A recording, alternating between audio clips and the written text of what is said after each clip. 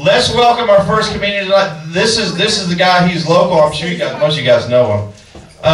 He's worked very hard on this, and I think he's going to do a great job for us tonight. He's a fantastic guy and one of my great friends. I think you all agree with me. He is not the one-time. He is not the two-time. He's not even the three-time. He is the four-time middleweight champion of the Rough and Rowdy Brawl. Ladies and gentlemen, Mr. Coy Witt.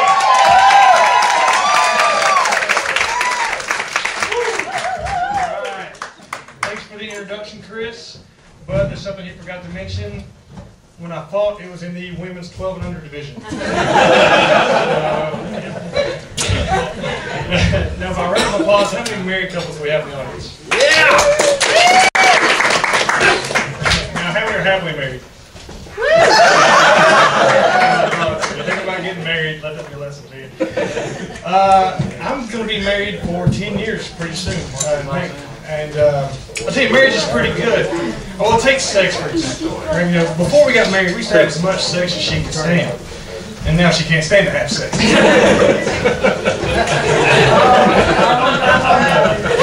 That's kind of a trade-off, right? Because, you know, I might not be getting all the action I want, but I still get to do the dishes. Who's been married a long time in here? Raise your hand. Anybody? Denise. How long have you been married? Denise? But she said 16. How long have you been married, Denise? 20. 20? 20, wow. I don't know if it's just water or what.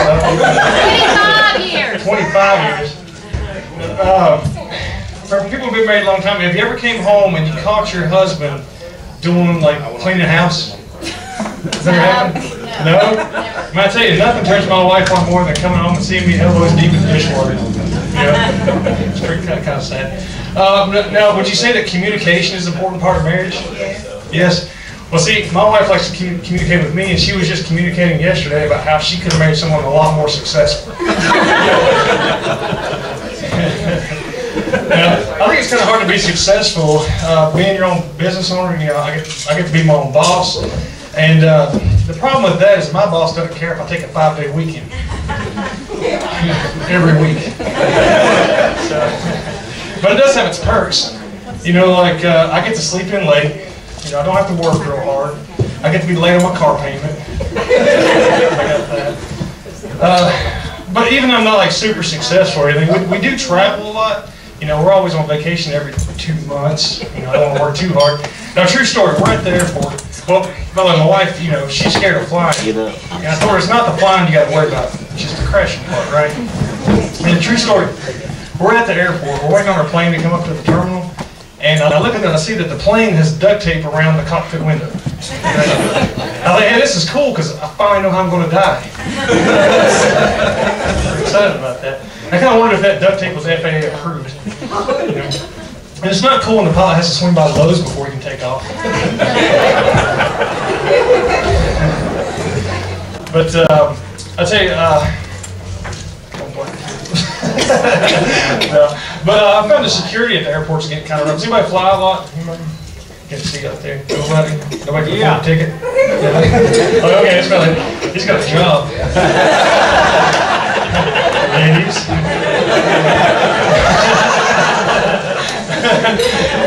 But have you noticed that security's kind of tough to get through? You know, take off your shoes, go through the metal detector. They got the body scanners now, which I gotta say I look pretty good in.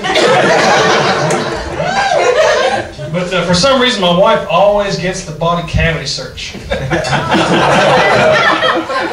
kind of my fault. You know, I shouldn't be joking with security about the pound of marijuana up her butt. Really, though, she should only blame herself, because if she's not going to let me in there, I'll find someone else that can.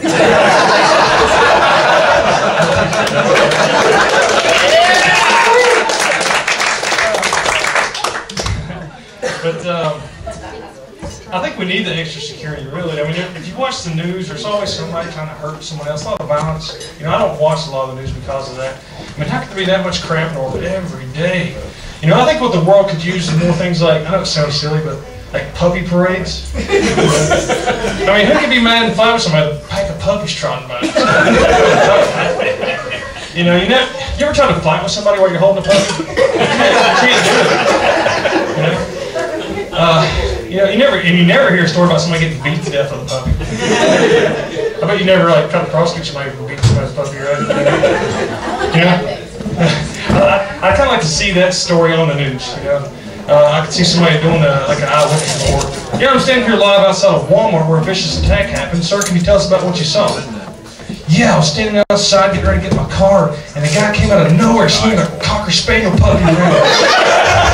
It was just so cute and deadly.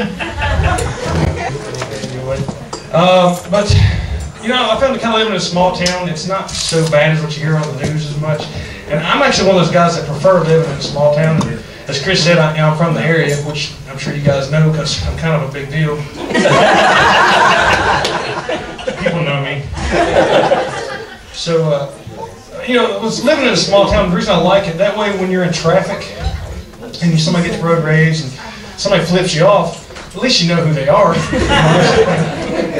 was driving the other day and, you know, somebody flipped me the bird. I'm like, hey, Bob. And that happened again. I'm like, hey, Granny. Hey, Reverend Dave. It's kind of a rough town. So, now something funny about Richlands, I think it's funny, is our one-way streets. I guess when they designed the town, I don't think they thought we could handle the pressure of two directions. And I don't even know if you noticed, well, some of you probably have, but it's hard to get away with having an affair, you know, in a small town. Okay, like for example, say like last Tuesday, when you're leaving the Super 8 motel with a little redhead, you're supposed to be on your lunch break, right, Chris Plaster?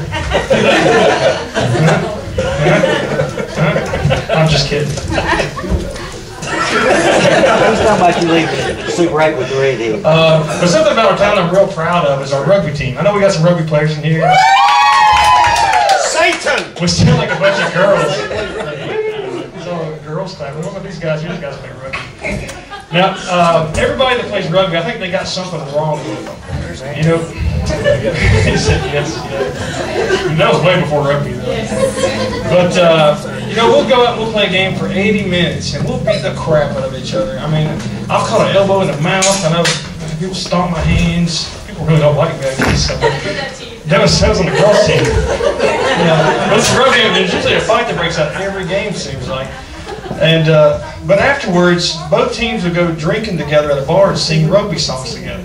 Now, I think a lot of wars should be handled that way. Can you see that scenario at a bar? Two soldiers sitting there. When you're the guy trying to kill me, let me get you a beer. That'd be more civil. I'd probably join up. But also the rugby songs, they're pretty funny. And each person will take turns singing a different verse of the song. And if you repeat the verse or you screw up the song, you got to do what's called shoe boot. And what that is, somebody kick off their shoe, put beer in it, and then you got to drink out of it. You're ready to sign up for rugby now, aren't you? It's pretty gross, right? Now, how fun would it be, though, for that to be a punishment for all kinds of situations? Let's say you're at work tomorrow. So, where do you work at? Because we know he's got a job, right? Where do you work? Just at a local company here. Do you own or do you work for somebody? I'm working. Work for somebody. Now, if you messed up and your boss got to pour a drink in the shoe to make you drink it up, would you mess up again? No. No, see? It works. It works. I could revolutionize the workforce. So, I don't have kids either. Now, if I did have kids, that's kind of how I think I would handle punishments. You know, if my kids are over on the side fighting or misbehaving, I look at them with a glass of milk and say, don't make me take my shoe off. I'd be like a super nanny. It's kind of fun. You guys aren't going to let me babysit, are you? Yes, I'm Now, something I think the worst part about rugby has got to be the rugby shorts. Has anyone not seen a rugby game? Anyone? I know he hasn't. The rugby shorts, they're pretty short. And instead of telling you about them, I thought I'd just show you. Hold on just a second.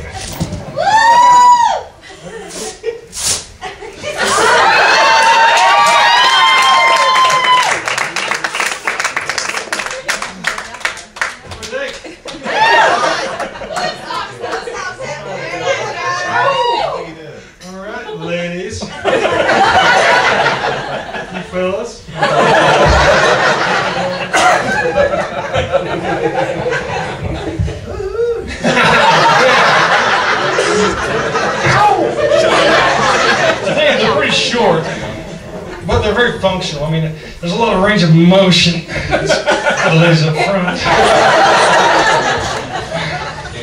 Just what's up? Just saying,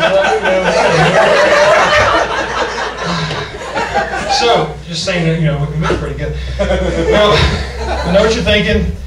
No, I'm not on steroids. That's what God gave me, boys. Just saying. Nah, well, I'm pretty proportionate. You know, I've got skinny legs. At least it matches the rest of my body. Except I have a huge penis. Why are you laughing? She's laughing. Now, this thing is huge. Oh, by the way, I don't have it here. I have it at home.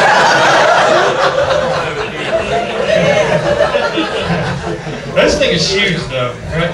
And it's got a gas engine.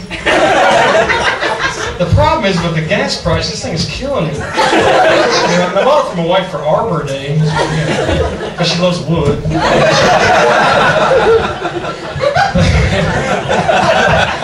mean, I love your laughing. Got me all confused here just listening to that. All right, but you know, it's like the gas price will kill me with this thing. It's like she's driving around a Land Rover, though. Well, I bet she's like saying she goes through $60 a gas every 2 days. But, fellas, I really don't recommend something like this for your lady. You know, they're hard to compete with. You know, they never get tired. You know, they don't care if she hadn't shaved her legs in 2 weeks. They never accidentally try to put themselves in the wrong hole. And they never bug her to bring her girlfriends home for a three-way. Which I have a sign-up sheet for. Throwing that up there. Now, I'll tell you a little bit about when my wife and I first met. She worked at Chuck E. Cheese in Ohio, and she used to dress up in the big rat costume. Everybody's got parents who've probably been to Chuck E. Cheese. So she would dance with the kids for their birthday parties. And I used to work at Skate World, and I used to dress up as a big kangaroo. Anybody see me in that? Yeah. All right. I told you I'm a big deal. So, now this kangaroo suit had this giant tail sticking right out of the back of it. Now, I never did it, but I always wanted to put that suit on backwards. And go skating around in it, right? Couldn't bring the kids back to that party. But, I looked like a kangaroo, just took some Viagra. Heck with a Geico. That could have been the mascot for Viagra in that suit. I can see the commercial been like, Viagra, the pill that works down under. Hey, you guys have been great. I'm done.